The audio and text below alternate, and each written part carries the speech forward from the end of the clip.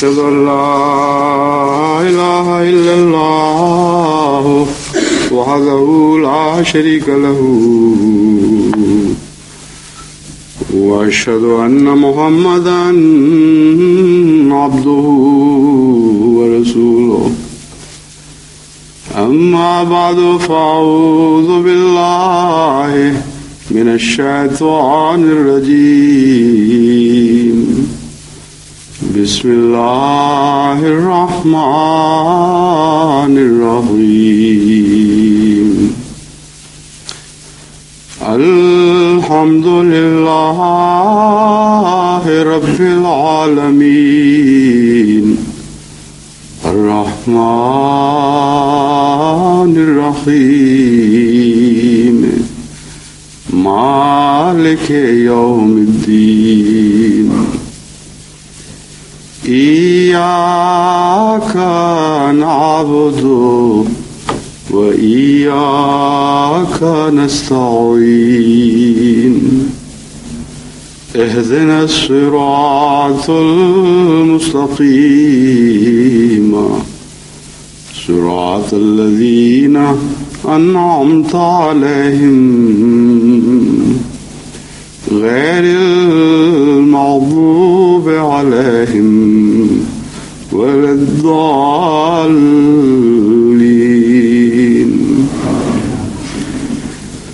الذين يقولون ربنا إننا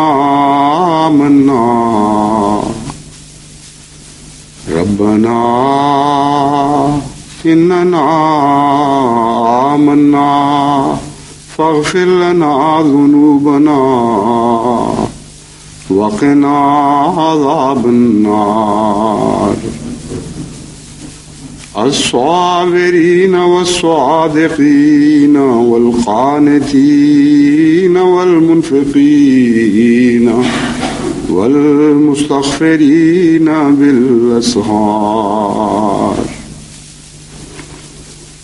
آل عمران آیات 17-18۔ یہ دو آیات جو میں نے آج پڑھی ہیں ان کا ترجمہ یہ ہے کہ وہ لوگ جو یہ عرض کرتے ہیں کہ اے ہمارے رب، ہم ایمان لے آئے، بس تو ہمارے گناہ بخش اور ہمیں آگ کے عذاب سے بچا، تو ہمیں آگ کے عذاب سے بچا۔ یہ کون لوگ ہیں؟ الصابرین والصادقین والقانتین والمنفقین۔ یہ وہ لوگ ہیں جو صبر کرنے والے ہیں اور سچے لوگ ہیں، صادقین ہیں، والقانتین اور عجز کرنے والے ہیں، عارضی عجز کے ساتھ خدا کے حضور مناجات کرنے والے ہیں، والمنفقین اور خدا کی راہ میں اپنی طاقتیں اور اپنے رزق خرچ کرنے والے ہیں، والمستغفرین بالاسحار اور خدا سے بخشش طلب کرنے والے ہیں صبحوں کے وقت۔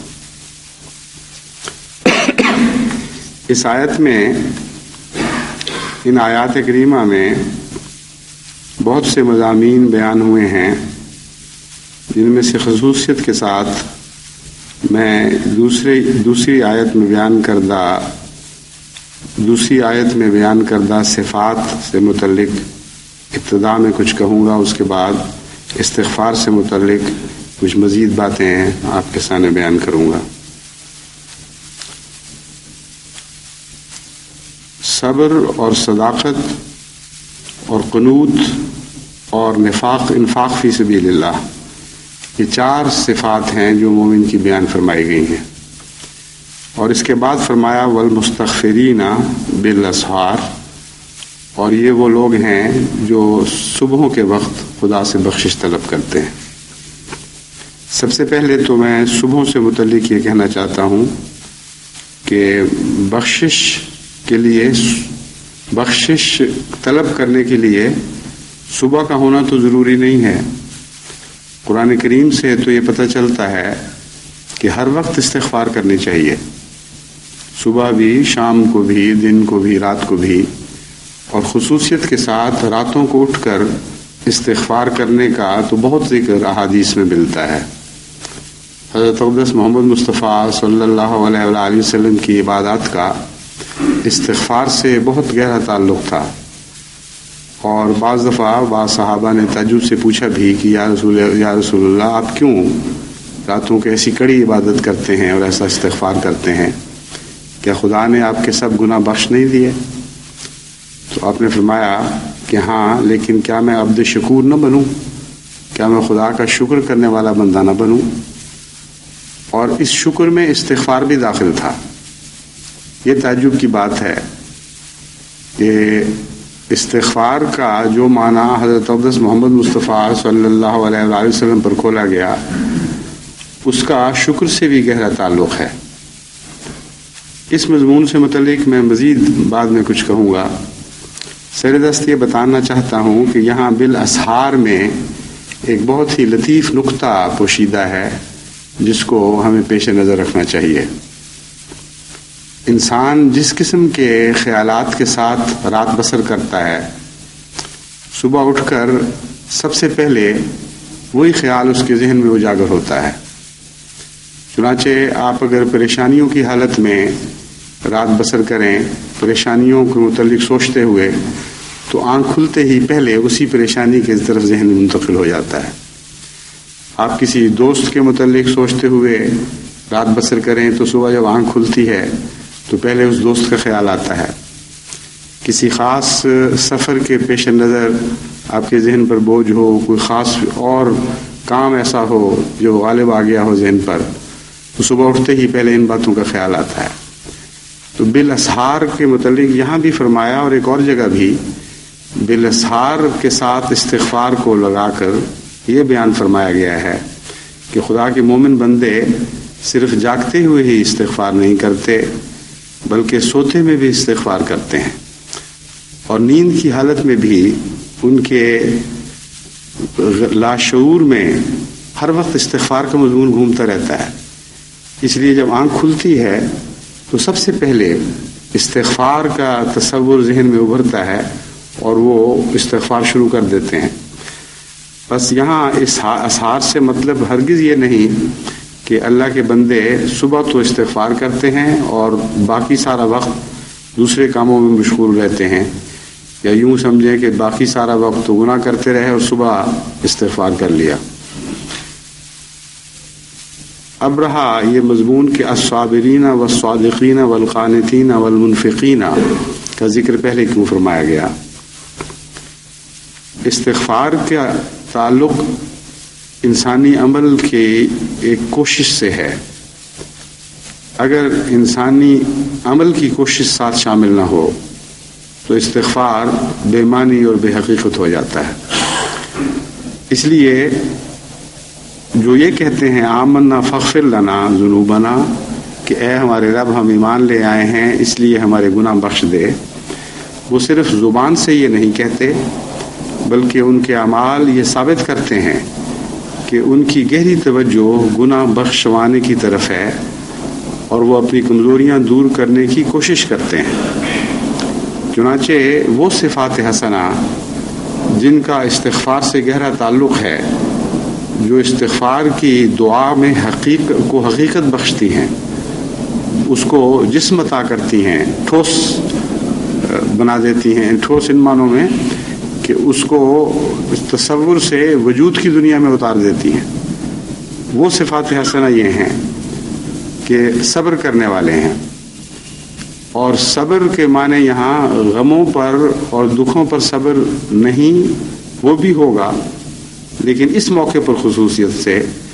یہاں صبر کے معنی برائیوں سے بچنا ہے. چنانچہ یہ تفسیر خود حضرت اقدس محمد مصطفیٰ صلی اللہ علیہ وآلہ وسلم ہی کی تفسیر ہے کہ صبر کا ایک معنی اور بہت اہم معنی برائی سے بچنا ہے. جس حالت پر انسان ہے اس حالت پر قناعت کر جائے. تو یہاں صبر اور قناعت کے مضمون ایک دوسرے کے ساتھ مل جاتے ہیں. لا تمدن عینیک الی ما متعنا بہ ازواجا منہم والا مضمون اس میں داخل ہو جاتا ہے کہ جو چیزیں تمہیں میسر نہیں ہیں انہیں فاؤل کھیل کر، قانون شکنی کر کے حاصل کرنے کی کوشش نہ کرو، اور جو کچھ ہے اس پر صبر کر کے بیٹھ جاؤ. یہ صبر کا مضمون اس موقع پر زیادہ چسپاں ہوتا ہے اور زیادہ برمحل ہے. اس لیے یہاں صابرین کے معنی خصوصیت سے یہ لینے ہوں گے کہ وہ لوگ جو نیکیوں پر قائم ہو جاتے ہیں اور گناہوں سے بچنے کی کوشش کرتے رہتے ہیں، اور جو کچھ ان کو میسر ہے اس خدا تعالیٰ کے فضل میں سے اس پر صبر کر بیٹھتے ہیں، صبر کر کے بیٹھے رہتے ہیں. والصادقین، اور وہ سچے لوگ ہیں. سچائی کا ہر نیکی سے گہرا تعلق ہے، لیکن استغفار کے ساتھ بھی اس کا ایک خاص تعلق ہے. اس لیے یہاں صادقین کے دوسرے معنوں کے علاوہ خصوصیت کے ساتھ ایک معنی چسپاں ہوں گے. وہ شخص جو سچا ہو وہ اپنی کمزوریوں کے معاملے میں بھی سچائی کی راہ اختیار کرتا ہے، اور اسی کو حقیقت میں اپنے گناہوں کے اعتراف کی توفیق ملتی ہے. اگر ایک انسان جھوٹا ہو تو وہ اپنے گناہوں کے اعتراف کی توفیق ہی نہیں پاتا. اور استغفار کے لیے یہ پہلا کے لیے ضروری ہے کہ استغفار سے قبل انسان اعتراف گناہ کرنے کی طاقت رکھتا ہو اور اعتراف گناہ کی کرنے کی توفیق پاتا ہو. بس یہاں صادق سے مراد خصوصیت کے ساتھ میں یہ سمجھتا ہوں کہ وہ لوگ جو اپنی کمزوریوں کے سے باخبر رہتے ہیں اور اتنی ان کے اندر سچائی پائی جاتی ہے کہ وہ اپنی کمزوریوں پر خود پردہ نہیں ڈالتے. جب خدا کے حضور کھڑے ہوتے ہیں تو خوب کھول کر اپنی کمزوریاں اس کے حضور پیش کرتے ہیں اور اپنی کمزوریوں کے معاملے میں کامل سچائی سے کام لیتے ہیں.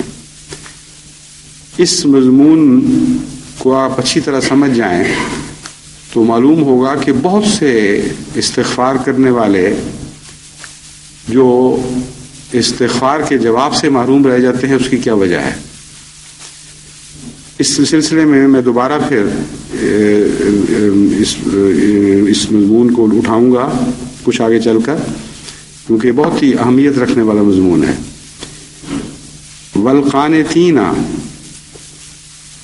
اب جب وتر کی تیسری رکعت میں دعائے قنوت پڑھتے ہیں تو دعائے قنوت کہنا ایک قسم کا ایک ہی مضمون کو دو دفعہ بیان کرنے والی بات ہے۔ قنوت کے معنوں میں دعا اور عاجزانہ دعا شامل ہے۔ اس لیے جب ہم کہتے ہیں قانتین تو مراد یہ ہے کہ ان کے اندر بہت ہی عجز پایا جاتا ہے، اور صادقین کے مضمون کو جس طرح میں نے بیان کیا ہے، جب اس قنوت کے ساتھ ملا کر پڑھیں تو اس وقت یہ مضمون اور زیادہ واضح ہو جاتا ہے۔ یہ لوگ جب اپنے گناہوں پر غور کرتے ہیں اور پوری صداقت کے ساتھ ان کو محسوس کرتے ہیں تو سارے تکبر ختم ہو جاتے ہیں، خدا کے حضور پھر وہ بچ جاتے ہیں، اس طرح کھڑے ہوتے ہیں کہ کھڑے ہوتے ہوئے بھی قیام کی حالت میں بھی ان کی روح پر ایک سجدے کی کیفیت طاری ہو جاتی ہے، اور وہ گر جاتے ہیں خدا کے سامنے، کیونکہ وہ جانتے ہیں کہ وہ گناہ گار ہیں، اور گناہ گاری کا احساس صداقت سے ملتا ہے،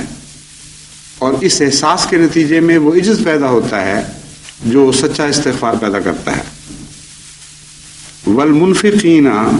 والمستغفرین بالاسحار، چوتھی صفت ان کی یہ بیان فرمائی گئی، یہ منفقین ہیں۔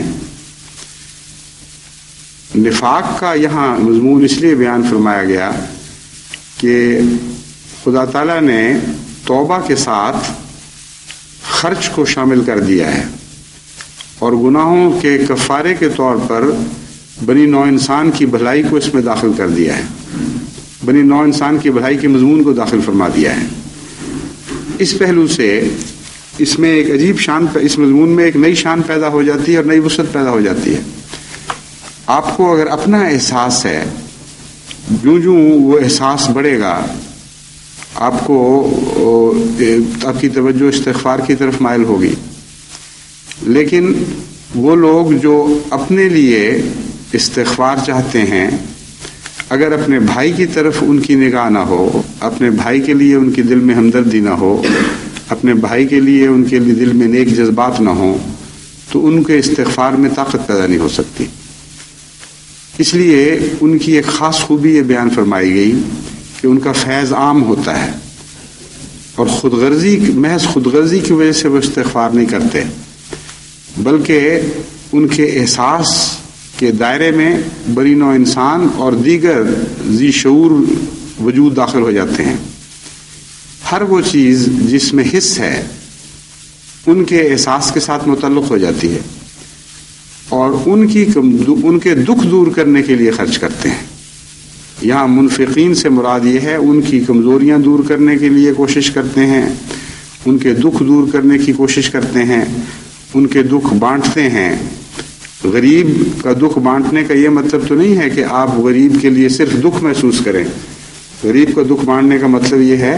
کہ اس کی خاطر کچھ آپ بھی غریب بنیں، جو خدا نے آپ کو عطا فرمایا ہے اس میں سے کچھ اس کو دیں، اور اس طرح دکھ بانٹا کرتے ہیں۔ لفظوں میں نہیں دکھ بانٹا کرتے، وہ ساری شاعری ہے یا افسانہ طرازی ہے کہ جی میں تمہارا دکھ بانٹنا چاہتا ہوں، یا میں دکھ بانٹ نہیں سکتا، یہ سب قصے ہیں۔ قرآن کریم جو حقیقت کی کتاب ہے، جو سچائیوں کی کتاب ہے، اس نے اس مضمون کو کھول دیا ہے کہ دکھ بانٹے جا سکتے ہیں۔ اپنے بھائی کی خاطر جب آپ تکلیف اٹھاتے ہیں، جب اس کے دکھ کو دور کرنے کے لیے اپنا وقت خرچ کرتے ہیں، جب اس کی کمزوریوں کو دور کرنے کے لیے اس پر محنت کرتے ہیں، اس لحاظ سے منفقین کا لفظ بہت وسعت اختیار کر جاتا ہے۔ ایک ایسی خاتون جو بچوں کو قرآن کریم پڑھا رہی ہے، ان کی کمزوری دور کرنے کے لیے، وہ بھی منفقین میں داخل ہو جاتی ہے۔ ایک ایسا شخص جو ہمیشہ غرباء کی خبرگیری میں رہتا ہے، وہ بھی منفقین میں داخل ہو جاتا ہے۔ ایک ایسا شخص جو بیماروں کی تیمارداری کرتا ہے،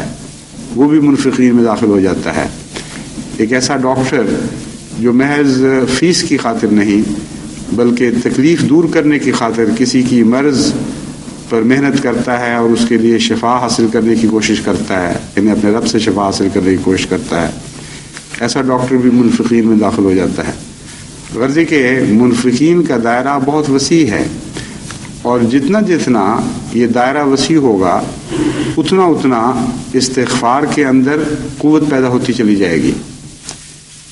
یہ وہ باتیں ہیں جنہوں نے حضرت اقدس محمد مصطفیٰ صلی اللہ علیہ وآلہ وسلم کی استغفار کو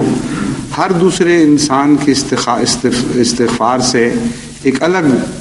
روح اور ایک الگ وجود بخش دیا، اور ایک بالکل نیا مضمون پیدا کر دیا آپ کی استغفار میں، کیونکہ آپ سے بڑھ کر صبر کرنے والا کوئی نہیں تھا، نہ تھا، نہ ہے، نہ ہوگا۔ آپ سے بڑھ کر صادق کوئی نہیں تھا، نہ تھا، نہ ہے، نہ ہوگا۔ آپ سے بڑھ کر قانت کوئی نہیں تھا، اور نہ تھا، نہ ہے، نہ ہوگا۔ اور آپ سے بڑھ کر منفق کوئی نہیں تھا، اور نہ تھا، نہ ہے، نہ ہوگا۔ اس پہلو سے ہر اس صفت میں آپ نے درجہ کمال حاصل کر لیا جو یہاں بیان ہوئی، اور مستغفرین بالاسحار کا مضمون بھی سب سے زیادہ شان کے ساتھ آپ کے وجود پر صادق آیا۔ اسی لیے آپ کے استغفار میں سب دنیا کے لیے استغفار شامل ہو گئی۔ قرآن کریم سے پتہ چلتا ہے کہ جس طرح خدا کے فرشتے مامور ہیں اپنے اس کے کمزور بندوں کے لیے استغفار کرنے پر، اسی طرح حضرت اقدس محمد مصطفیٰ صلی اللہ علیہ وآلہ وسلم بھی مامور تھے کہ خدا کے کمزور بندوں کے لیے استغفار کریں، اور جو کفارے کا حقیقی اور سچا مضمون ہے وہ یہی ہے، باقی سب قصے ہیں۔ مسیحیت کا جو کفارے کا تصور ہے بالکل بے معنی ہے، یہی کفارہ ہے اصل میں، کہ انسان جو ان صفات کا مالک ہو جائے اور پھر دوسروں کے لیے اپنی روح کو، اپنی وجود کو وقف کر دے، اور ان کا دکھ اپنائے ان معنوں میں کہ جہاں تک توفیق ہو وہ دکھ دور کرنے کی کوشش کرے، اور جہاں تک وہ دکھ اٹھا کر دور کیا جا سکتا ہے دکھ اٹھا کر دور کیا جائے۔ آپ تکلیف میں مبتلا ہو کر بھی دوسرے کی تکلیف کو دور کرنے کی کوشش کی جائے۔ یہ وہ سارے مضامین ہیں جو حضرت اقدس محمد مصطفیٰ صلی اللہ علیہ وآلہ وسلم کی ذات میں اپنے درجہ کمال کو پہنچ گئے۔ اس پہلو سے آپ کو تمام بری نوع انسان کے لیے استغفار پر مامور فرمایا گیا، اور خصوصیت سے مومن بندوں کے لیے، اور خصوصیت سے ان کے لیے جو ان صفات میں آپ کے قریب ہونے کی کوشش کرتے ہیں۔ اس مضمون کو اگر آپ سمجھیں تو استغفار کا وہ مضمون جو حضرت حضور اکرم صلی اللہ علیہ وآلہ وسلم کے ساتھ خاص تعلق رکھتا ہے وہی سمجھ نہیں آتا، بلکہ شفاعت کا مضمون بھی سمجھ آ جاتا ہے۔ جب ان صفات میں سے مومن حضور اکرم صلی اللہ علیہ وآلہ وسلم کے ساتھ ملنا شروع ہوتا ہے، جب ان چاروں صفات میں وہ جوڑ قائم کر لیتا ہے، اور پھر مستغفرین بالاسحار میں بھی شامل ہو جاتا ہے، تو وہاں سے شفاعت کا ایک امکان روشن ہونا شروع ہو جاتا ہے، اور آن حضرت صلی اللہ علیہ وآلہ وسلم کی شفاعت میں داخل ہونے کا ایک استحقاق پیدا ہونا شروع ہو جاتا ہے۔ یہ اللہ تعالیٰ بہتر جانتا ہے کہ ان صفات میں کوئی خدا کا بندہ کس حد تک حضور اکرم صلی اللہ علیہ وآلہ وسلم کے ساتھ پیوند اختیار کر گیا ہے، اور کس حد تک وہ پیوند حقیقی ہے اور دائمی ہے۔ بس یہ نہیں کہا جا سکتا کہ ہم چونکہ ان سب امور میں کوشش کر رہے ہیں اس لیے ہم شفاعت حضرت محمد مصطفیٰ صلی اللہ علیہ وآلہ وسلم کے مستحق ہو گئے ہیں۔ استحقاق کا فیصلہ خدا ہی کرے گا، مگر رستہ خدا نے بتا دیا ہے کہ اگر آپ یہ رستہ اختیار کریں گے تو آپ استغفار کے مستحق بھی ہوں گے، اور استغفار کے بعد پھر شفاعت کا مضمون بھی جاری ہو سکتا ہے۔ اس پہلو سے اگر ہم دیکھیں تو رمضان کو ایک خاص تعلق استغفار سے ہے، اور اسی لیے آج میں نے استغفار کا مضمون چنا ہے۔ اگرچہ اس سے پہلے ربوہ میں بھی چند سال پہلے استغفار کے مضمون پر میں اور توبہ کے مضمون پر 2-3 خطبے دے چکا ہوں، لیکن یہ مضمون اتنا وسیع ہے کہ اس وقت بھی مجھے تشنگی کا احساس تھا، اور میں سمجھتا ہوں کہ اگر ہر رمضان میں بھی اس موضوع پر لب کشائی کی جائے تو تب بھی یہ مضمون ختم ہونے والا نہیں۔ بہت اس کے پہلو ہیں، اور حضرت مسیح موعود علیہ الصلوۃ والسلام کی تحریرات میں تو یہ مضمون اتنا گہرائی کے ساتھ، اتنی وسعت کے ساتھ بیان ہوا ہے کہ بعض دفعہ ایک فقرے میں ڈوب کر انسان مضامین کا ایک جہان پا جاتا ہے، اور وہاں سے پھر اسی سیر میں اتنا ہی باتیں ہاتھ آ جاتی ہیں کہ اگر ان کا ذکر کیا جائے تو ایک خطبہ اس کے لیے مشکل سے کافی ہو۔ اس لیے اختصار سے تو بہرحال کام لینا پڑتا ہے، لیکن بعض جگہ پھر کچھ تفصیل بھی بیان کرنی پڑتی ہے۔ تاہم مقصد میرا یہ ہے کہ آپ بھی استغفار کے مضمون پر غور کیا کریں، اور یہ نہ سمجھیں کہ ایک خطبہ سن لیا تو آپ نے استغفار کے مضمون کو پا لیا، یا 2 خطبے سن لیے تو استغفار کا مضمون آپ کو سمجھ آ گیا۔ یہ مضمون ساری زندگی پر حاوی ہے، اس کا تمام انسانی مفادات سے گہرا تعلق ہے، اور یہ سابق سے بھی تعلق رکھنے والا مضمون ہے اور مستقبل سے تعلق رکھنے والا بھی مضمون ہے۔ ہر قسم کے انسانی فوائد، خواہ وہ روحانی ہوں خواہ وہ دنیاوی ہوں، استغفار کے ساتھ تعلق رکھتے ہیں، اس لیے استغفار کا تفصیل سے سمجھنا نہایت ضروری ہے۔ رمضان شریف میں چونکہ استغفار کا خاص موسم آ جاتا ہے، اس لیے رمضان میں تو خصوصیت سے اس موضوع پر غور ہوتے رہنا چاہیے۔ باوجود اس کے کہ اس آیت میں بالاسحار فرمایا گیا، لیکن مراد یہ نہیں ہے کہ باقی وقت استغفار کے نہیں ہیں۔ اسی طرح جب میں کہتا ہوں کہ رمضان استغفار کا موسم ہے تو یہ ہرگز مراد نہیں کہ باقی اوقات استغفار کے اوقات یا استغفار کے موسم نہیں ہیں۔ لیکن چیزیں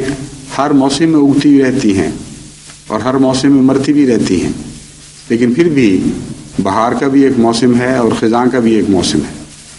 اس لیے گناہوں سے بخشش حاصل کرنے کے لیے اگر کسی مہینے کو موسم قرار دیا جا سکتا ہے تو وہ رمضان ہی کا مہینہ ہے۔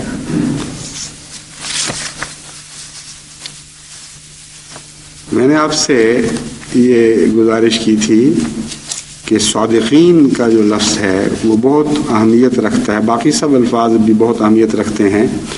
لیکن صادقین کے مضمون سے متعلق میں کچھ مزید بیان کروں گا۔ جہاں تک میں نے غور کیا ہے، بہت سے استغفار غیر حقیقی ہو جاتے ہیں اور بے اثر اور بے نتیجہ ثابت ہوتے ہیں اگر صداقت کا معیار بلند نہ ہو،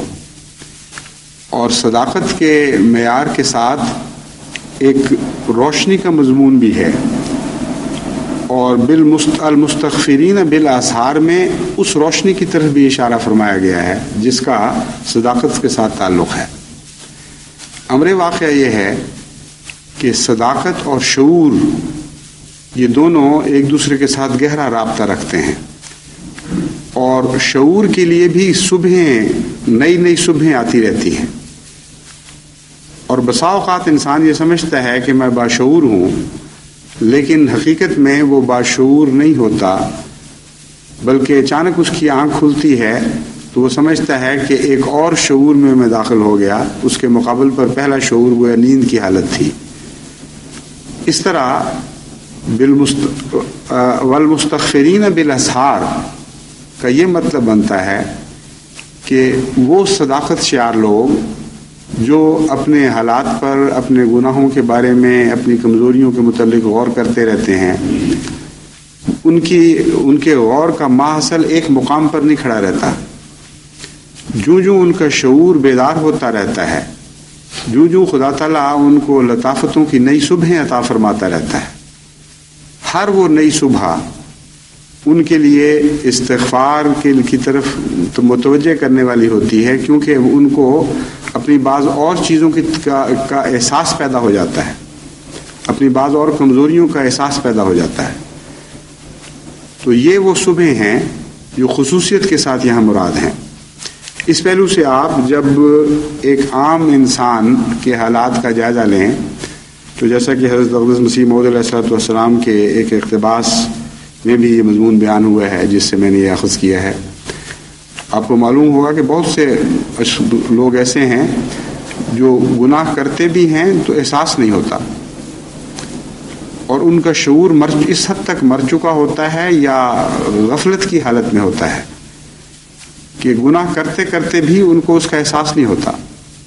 چنانچہ قرآن کریم نے ایک موقع پر قرآن کریم فرماتا ہے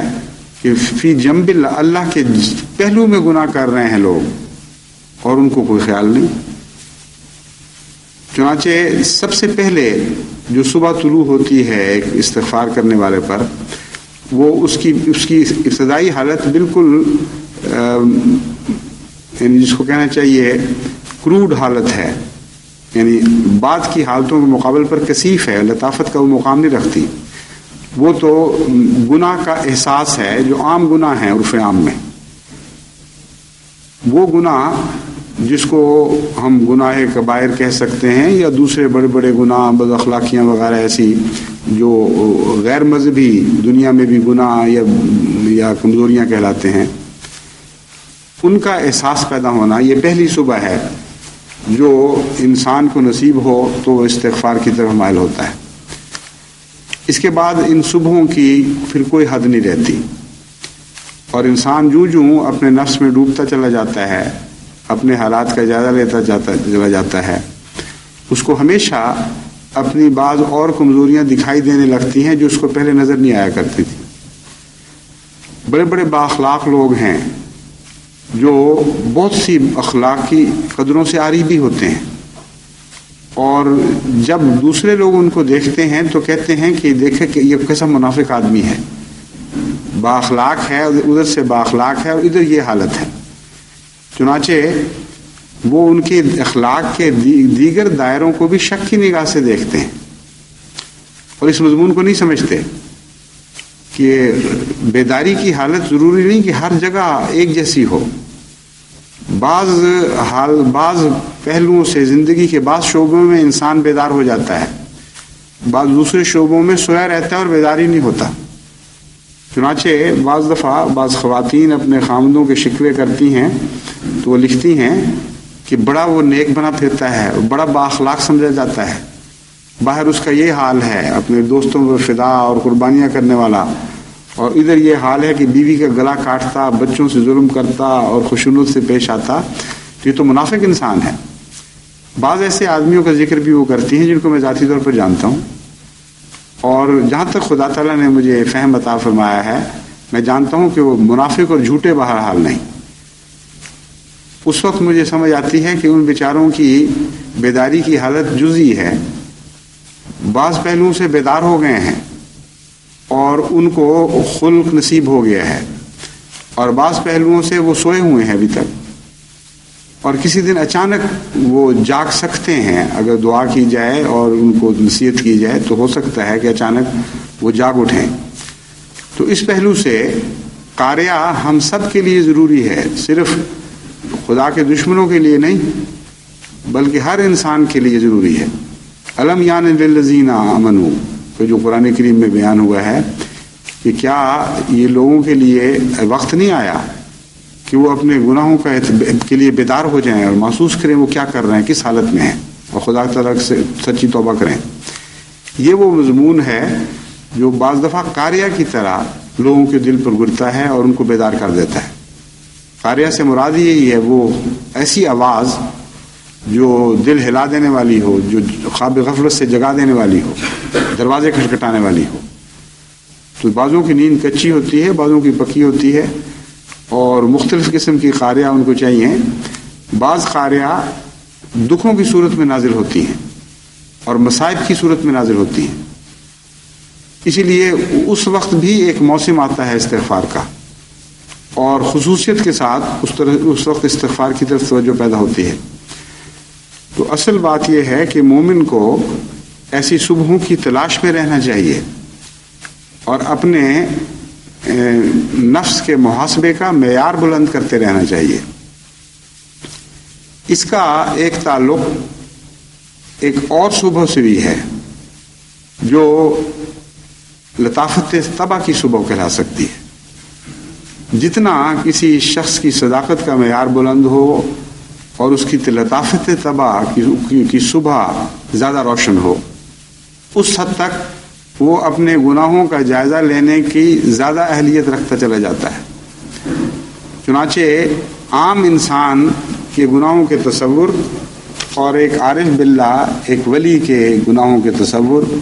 اور ایک نبی کے گناہوں کے تصور میں اسی صبح کی روشنی کے نتیجے میں فرق پیدا ہوتا ہے۔ آپ بجلی کی روشنی رات کو جب دیکھتے ہیں تو آپ سمجھتے ہیں کہ اتنی روشنی ہو گئی ہے کہ اس میں ہر چیز نظر آ جائے گی، لیکن جب سورج کے وقت اس روشنی کو دیکھیں تو وہ روشنی اندھیری نظر آتی ہے، اس میں کوئی نور دکھائی نہیں دیتا۔ اسی طرح بعض وقت چاندنی میں آپ سمجھتے ہیں ایسی روشنی ہے کہ ہر چیز کھلی صاف دکھائی دے رہی ہے، اور جب آپ کوئی چیز تلاش کرنے لگیں تو اس وقت پتہ چلتا ہے کہ اس چاندنی میں تو اتنا نور نہیں ہے۔ اسی طرح صبح کی پہلی روشنی میں فرق ہے، سورج نصف النہار پہ پہنچ جائے اس وقت فرق پڑ جاتا ہے۔ یہ تو ہماری حدود ہیں جو مادی لحاظ سے ہیں۔ روحانی لحاظ سے یہ مضمون اس سے بہت زیادہ منازل رکھتا ہے، بلکہ لامتناہی ہی کہنا چاہیے، کیونکہ جس سورج سے ہم روشنی پاتے ہیں وہ خدا کا نور ہے اور اس کی کوئی انتہا نہیں۔ اس لیے وہ عالی ظرف لوگ یا وہ عارف باللہ بزرگ اولیاء ہوں یا انبیاء ہوں، ان کا اندر درجہ بدرجہ احساس گناہ کا شعور اس صبح سے نصیب ہوتا ہے، اور یہ صبحیں ان کو بھی مزید ملتی چلی جاتی ہیں۔ اس کے لیے بھی ان کا کوئی دائمی مقام نہیں ہے، اور جتنی وہ صبح بڑی روشن ہو جائے اتنا ان کو وہاں گناہ دکھائی دیتا ہے جہاں عام انسان کو دکھائی ہی نہیں دے سکتا۔ آپ حیران ہو کے دیکھتے ہیں کہ یہ اتنے بزرگ لوگ اور استغفار سارا دن صبح شام ہر وقت استغفار کرتے رہتے ہیں، پتہ نہیں کیا ہو گیا ان کو، گناہ کون سا انہوں نے کیا ہے۔ اور جب وہ زبان اپنے متعلق استعمال کرتے ہیں جس طرح حضرت داؤد نے زبور میں کی یا حضرت مسیح موعود علیہ الصلوۃ والسلام نے اپنے کلام میں کی، تو جاہل آدمی تو بعض دفعہ نفرت کی نگاہ ڈالنے لگتا ہے، اچھا یہ مامور من اللہ بنا پھرتا ہے، یہ خدا کی طرف سے ہمیں نصیحت کرنے آیا ہے، اور اپنا اعتراف یہ ہے کہ کرم خاکی ہوں میرے پیارے نادم زاد ہوں بشر کی جائے نفرت اور انسانوں کی آر۔ پھر یہ غلیظ دنیا کے کیڑے ٹھٹھا کرتے ہیں ان بزرگوں پر جن کی صبحوں کا تصور بھی ان کے ذہن میں نہیں کبھی آ سکتا۔ اندھیروں کی مخلوق ہوتے ہوئے یہ روشنی کی مخلوق پر ہنستے ہیں اور مذاق اڑاتے ہیں کہ دیکھو ان کو وہ چیز نظر آ رہی ہے اپنی، وہ سمجھتے ہیں کہ جس گند میں ہیں اس نسبت سے وہ باتیں کر رہے ہیں، اور پھر ساتھ اس گناہ کو دیکھنے کے باوجود کہتے ہیں کہ ہم مصلح ہیں، ہم لوگوں کی اصلاح کی خاطر بھیجے گئے ہیں۔ پھر وہ داؤد سے ٹھٹھا کریں یا اس زمانے کے امام حضرت امام مہدی سے ٹھٹھا کریں، جو بھی صورت ہو، جہالت یہ ہے کہ وہ رات کے رہنے والے ہیں اور صبح سے ناواقف ہیں۔ اس لیے جب یہ فرمایا والمستغفرین بالاسحار، تو یہ مضمون اس میں باندھا گیا ہے کہ ان کو خدا نئی نئی صبح عطا کرتا چلا جاتا ہے، اور ہر صبح ان کی کمزوریاں ان پر روشن کرتی چلی جاتی ہیں، اور جتنا زیادہ صبح کے بندے ہوں گے، جتنا زیادہ خدا کے نور میں چلنے والے ہوں گے، اتنا زیادہ ان کو استغفار کی طرف بھی توجہ ہوگی اور ان کے استغفار میں لطافتیں ہوں گی۔ ایسے باریک مضمون داخل ہو جائیں گے جس کا وہم و گمان بھی کوئی دوسرا نہیں کر سکتا۔ چنانچہ حضرت ابراہیم علیہ الصلوۃ والسلام کے متعلق جو یہ 3 جھوٹ والی حدیث بیان کی جاتی ہے، یا تو یہ حدیث ہی غلط ہے کیونکہ خدا کے نبی تو جھوٹ نہیں بولا کرتے، یا پھر انہی معنوں میں وہ حدیث سچی ہے کہ تم لوگ جس چیز کو کامل سچائی سمجھتے ہو، بعض انبیاء اتنا روشن ضمیر رکھتے ہیں کہ ان کے اندر بھی وہ بعض ایسے پہلو پا جاتے ہیں کہ ان کے معیار کے مطابق وہ سچائی نہیں ہو سکتی، یہ سچائی نہیں کہلاتی۔ اور یہ جو مضمون ہے یہ جب آگے بڑھ جاتا ہے تو ایسے لوگ جو بہت ہی باریک نظر سے اپنی بعض بیانات کو دیکھتے ہیں اور سمجھتے ہیں کہ شاید یہ سچ کے معیار پر پورا نہ اترا ہو، وہ لوگ خدا کی نظر میں صدیق کہلا رہے ہوتے ہیں۔ چنانچہ وہی ابراہیم علیہ السلام جن کے متعلق قرآن حدیث سے پتہ چلتا ہے کہ 3 مواقع پر گویا انہوں نے جھوٹ بولے، وہاں لفظ گویا کو داخل کرنا ضروری ہے۔ اسی ابراہیم کے متعلق قرآن کریم گواہی دیتا ہے کہ صدیق نبی تھا۔ پس یہ جو اعتراف حقیقت ہے اس کا تعلق صداقت سے بھی ہے اور اظہار سے بھی ہے، اس لیے اس رمضان میں یہ کوشش کرنی چاہیے کہ صداقت نصیب ہو۔ بعض لوگوں کو صداقت صرف یہ دکھائی دیتی ہے کہ دوسرے کی کمزوریوں پر نظر رکھیں، اور چونکہ عالم الغیب نہیں ہیں وہ بعض دفعہ جہاں کمزوریاں دیکھ رہے ہوتے ہیں وہاں کمزوری نہیں ہوتی بلکہ کوئی اور وجہ ہوتی ہے، اور یہ نہیں سمجھتے کہ وہ شخص جو اپنی کمزوری نہیں دیکھ سکتا اس کو یہ توفیق کیسے ہو سکتی ہے کہ وہ کسی دوسرے کی کمزوری دیکھ سکے۔ اس لیے روشن ضمیری ضروری ہے گناہوں کے اعتراف کے لیے، اور دوسرے کی کمزوریاں نہیں دکھائی دے سکتی حقیقی معنوں میں اور سچے معنوں میں جب تک انسان اپنی کمزوریاں دیکھنے کا اہل ثابت نہ ہو۔ بس اپنے وجود کی طرف توجہ کریں بجائے اس کے کہ دوسری کی وجود کی طرف توجہ کریں، اور رمضان مبارک میں یہ اندرونی روشنی حاصل کرنے کی کوشش کریں جس کے نتیجے میں آپ کو خدا تعالیٰ نئی سے نئی صبح عطا فرماتا چلا جائے گا۔ اب میں آپ کے سامنے حضرت مسیح موعود علیہ السلام کے بعض اقتباسات اور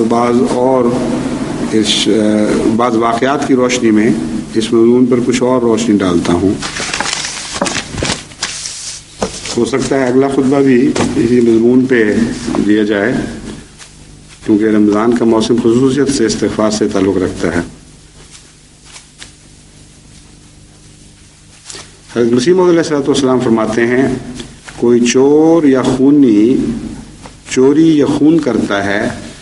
تو خدا اس کے دل میں اسی وقت ڈال دیتا ہے کہ تو نے یہ کام برا کیا، اچھا نہیں کیا، لیکن وہ ایسے القاء کی کچھ پرواہ نہیں رکھتا کیونکہ اس کا نور قلب نہایت ضعیف ہوتا ہے۔ یہ جو لفظ نور قلب ہے اس کی بنیاد مستغفرین بالاسحار میں ہے۔ وہ صبح جس کا میں نے ذکر کیا ہے یہاں اسی نور قلب کی بات ہو رہی ہے، اسی صبح کی بات ہو رہی ہے۔ بعضوں کا نور قلب یعنی بعضوں کی صبحیں اتنی دھندلائی جاتی ہیں، یا جسے کہتے ہیں کہ صبح کاذب ہے، ان کی اتنی معمولی روشنی ہوتی ہے کہ ان کو اپنے موٹے موٹے گناہ بھی دکھائی نہیں دیتے، حالانکہ خدا تعالیٰ کی آواز بتا بھی رہی ہوتی ہے۔ یہاں آواز اور نور کا جو حضرت مسیح موعود علیہ السلام نے تقابل فرمایا ہے یہ بہت دلچسپ ہے۔ جتنا انسان نور قلب سے محروم ہوتا چلا جائے اتنا وہ دوسرے کی ہدایت کا محتاج ہوتا چلا جاتا ہے آواز کے ذریعے۔ چنانچہ اندھے کے لیے آواز ہی روشنی کا کام دیتی ہے۔ تو فرمایا ایسے لوگ ہیں جو دل کے اندھے ہیں اور ان کو آواز بھی فائدہ نہیں دیتی، کیونکہ وہ آواز تو سنتے ہیں خدا تعالیٰ کی کہ یہ تم ٹھوکر کے مقام پہ جا رہے ہو، یہاں گرو گے، یہاں تکلیف پہنچے گی، لیکن دل کے ایسے اندھے ہوتے ہیں اور ایسی خود پرستی ان کے اندر داخل ہو جاتی ہے کہ وہ اس آواز کی طرف متوجہ نہیں ہوتے اور خود سمجھنے کی صلاحیت نہیں رکھتے، اور عقل بھی ضعیف،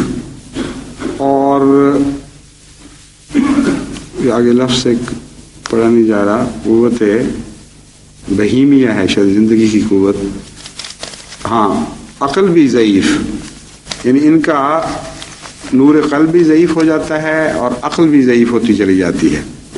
اور قوت بہیمیہ یعنی نفسانی قوت اور جو حیوانی قوت ہے وہ غالب اور نفس طالب ہوتا چلا جاتا ہے۔ یہ قوت جتنی غالب ہو اتنی نفس کی طلب بڑھتی چلی جاتی ہے۔ یہ چھوٹے چھوٹے فقرے ہیں حضرت مسیح موعود علیہ السلام کے، بلکہ بعض الفاظ ہیں ان سب کا قرآن کریم اور احادیث میں کے مضامین سے گہرا تعلق ہوتا ہے، اور ہر ایک کی جڑیں یا قرآن میں ہیں یا سنت میں ہیں۔ اب طالب ہوتا چلا جاتا ہے اس مضمون کو سمجھنے کے لیے قرآن کریم کی اس آیت کو سمجھنا چاہیے جس میں اللہ تعالیٰ فرماتا ہے کہ جہنم کہے گی حل من مزید۔ جتنی گناہوں کی طلب بڑھے گی اتنا ہی مزید کی خواہش بڑھتی چلی جاتی ہے، اور عذاب میں بھی اتنا ہی زیادہ انسان خود اپنے عذاب کو طلب کے ذریعے ہوا بڑھاتا ہے۔ تو اللہ تعالیٰ حضرت مسیح موعود علیہ السلام فرماتے ہیں کہ قوت بہیمیہ غالب اور نفس طالب ہو جاتا ہے کہ لفظ میرے ہیں، آپ نے صرف نفس طالب فرمایا۔ اس طور کی طبیعتیں بھی دنیا میں پائی جاتی ہیں جن کا وجود روزمرہ کے مشاہدات سے ثابت ہوتا ہے۔ ان کے نفس کا شورش اور اشتعال جو فطرتی ہے کم نہیں ہو سکتا، کیونکہ جو خدا نے لگا دیا اس کو کون دور کرے۔ ہاں خدا نے ان کا ایک علاج بھی رکھا ہے، وہ کیا ہے؟ توبہ و استغفار اور ندامت، یعنی جب کہ برا فعل جو ان کے نفس کا تقاضا ہے ان سے صادر ہو یا حسب خاصہ فطرتی کوئی برا خیال دل میں آوے، تو اگر وہ توبہ اور استغفار سے اس کا تدارک چاہیں تو خدا اس گناہ کو معاف کر دیتا ہے۔ جب وہ بار بار ٹھوکر کھانے سے بار بار نادم اور تائب ہوں تو ندامت اور توبہ اس آلودگی کو دھو ڈالتی ہے۔ یہی حقیقی کفارہ ہے جو اس فطرتی گناہ کا علاج ہے۔ جیسا کہ میں نے پہلے بیان کیا تھا، حضرت مسیح موعود علیہ السلام اسی مضمون کو کفارہ بیان فرما رہے ہیں کہ کفارے کا باقی جو مضمون ہے وہ تو محض واہمہ ہے، یہی ہے حقیقی کفارہ۔ اس کی طرف اللہ تعالیٰ نے ارشاد فرمایا ہے وَمَن يَعْمَلْ سُوءًا أَوْ يَظْلِمْ نَفْسَهُ ثُمَّ يَسْتَغْفِرِ اللَّهَ يَجِدِ اللَّهَ غَفُورًا رَحِيمًا، یعنی جس سے کوئی بدعملی ہو جائے یا اپنے نفس پر کسی نوع کا ظلم کرے اور پھر پشیمان ہو کر خدا سے معافی چاہے تو وہ خدا کو غفور الرحیم پائے گا۔ اس لطیف اور پرحکمت عبارت کا مطلب یہ ہے کہ جیسے لغزش اور گناہ نفوس ناقصہ کا خاصہ ہے جو ان سے سرزد ہوتا ہے، اس کے مقابل پر خدا کا ازلی اور ابدی خاصہ مغفرت اور رحم ہے، اور اپنی ذات میں وہ غفور و رحیم ہے، یعنی اس کی مغفرت سرسری اور اتفاقی نہیں بلکہ وہ اس کی ذات قدیم کی صفت قدیم ہے جس کو وہ دوست رکھتا ہے اور جوہر قبل پر اس کا فیضان چاہتا ہے۔ یعنی جب کبھی کوئی بشر بر وقت صدور لغزش و گناہ بندامت و توبہ خدا کی طرف رجوع کرے تو وہ خدا کے نزدیک اس قابل ہو جاتا ہے کہ رحمت اور مغفرت کے ساتھ خدا اس کی طرف رجوع کرے، اور یہ رجوع الہی بندہ نادم اور تائب کی طرف ایک یا دو مرتبہ میں محدود نہیں بلکہ یہ خدا تعالیٰ کی ذات میں خاصہ دائمی ہے، اور جب تک کوئی گناہ گار توبہ کی حالت میں اس کی طرف رجوع کرتا ہے وہ خاصہ اس کا ضرور اس پر ظاہر ہوتا رہتا ہے۔ بس خدا کا قانون قدرت یہ نہیں ہے کہ جو ٹھوکر کھانے والی طبیعتیں ہیں وہ ٹھوکر نہ کھاویں، یا جو لوگ قوائے بہیمیہ یا غضبیہ کے مغلوب ہیں ان کی فطرت بدل دی جاوے، بلکہ اس کا قانون جو قدیم سے بندھا چلا آتا ہے یہی ہے کہ ناقص لوگ جو بمقتضا اپنا ذاتی نقصان کے گناہ کریں وہ توبہ اور استغفار کر کے بخشے جاویں۔ یہ مضمون چونکہ بعض پہلوؤں سے دقیق ہے اور مزید تفسیر چاہتا ہے، اس لیے انشاءاللہ آئندہ خطبے میں اسی مضمون کو یہاں سے اٹھاتے ہوئے اس سلسلے میں چند مزید باتیں آپ کے سامنے رکھوں گا۔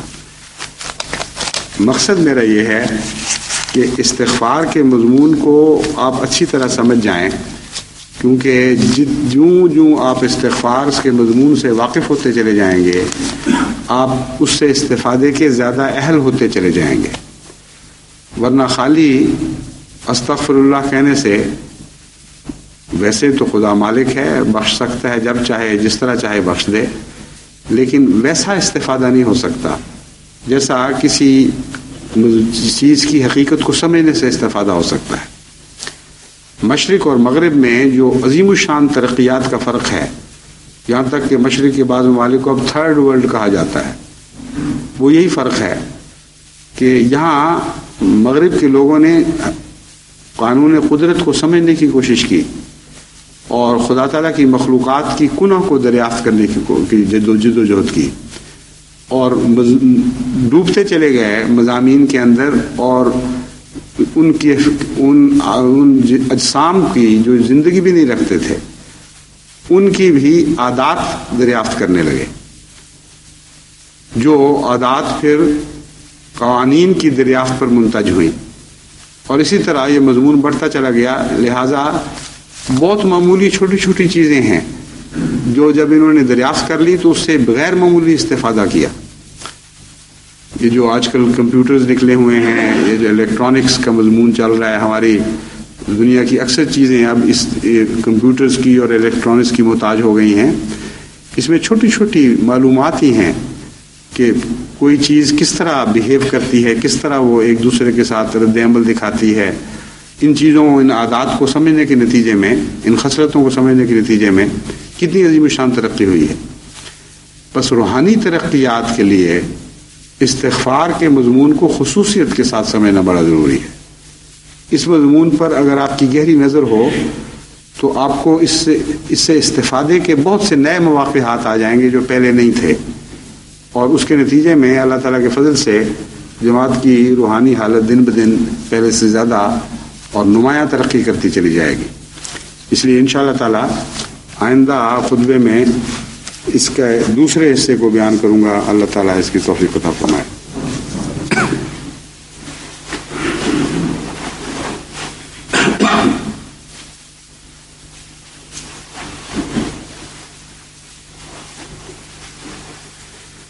الحمد للہ نحمده